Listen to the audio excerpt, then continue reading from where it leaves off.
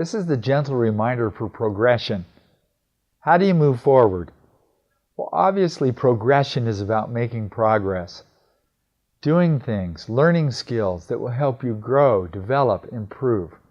So obviously, you need to have a plan, and then you need to execute that plan consistently. If you'll do that, I promise that you can improve. Let me tell you something that happened to me. I actually do something that I didn't mention in the book, but I'm going to recommend it to you. I have a little black leather journal, and every time I learn something about communication, or even get an idea for a skill, I write it down.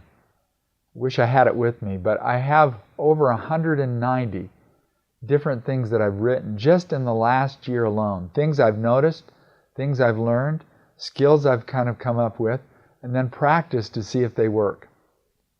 One day I was sitting on an airplane, and as I was kind of proofing the book, the guy next to me said, "What are you doing?" I said, "Well, I've written a book and I'm kind of proofing it." And we talked a little bit about what was in it.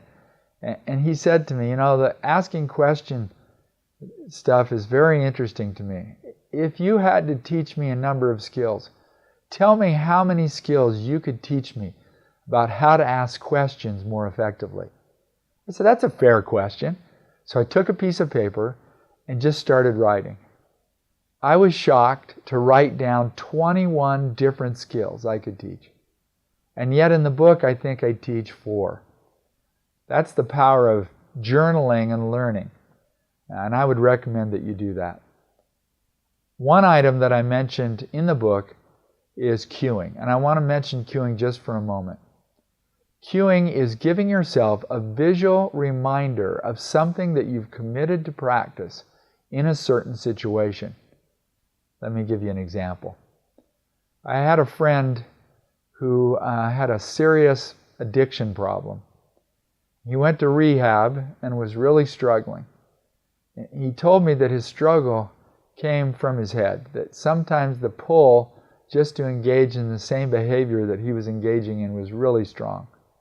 So what he did was he got a little teeny bottle of Testor's paint, yellow. Took a little brush and he started painting yellow dots on the end of his pen, on his mirror, in his car, in the corner, on his dashboard, on the mirror in the morning that he would see in the morning when he was shaving.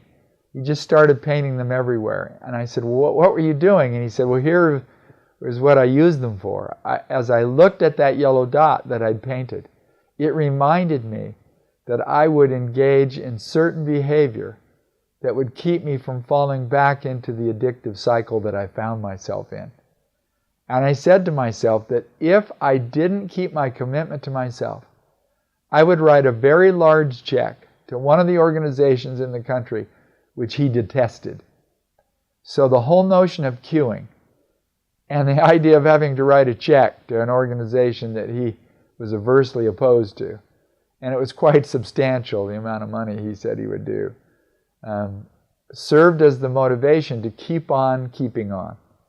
So I would hope that what you would do is start simple. There's a lot in the book. There'll be a lot more on our website here that you can look at that will help you, particularly if you sign up for the monthly newsletter. Just take things a bit at a time, figure out a way to reinforce your behavior, and get after it. And I promise you that as you continue to struggle and try new things and learn from your strugglings and your attempts, you will become a more effective communicator. Not only will you avoid fake talk, but you'll engage in real talk and create the respect, build the relationships, and achieve the results that you desire to achieve.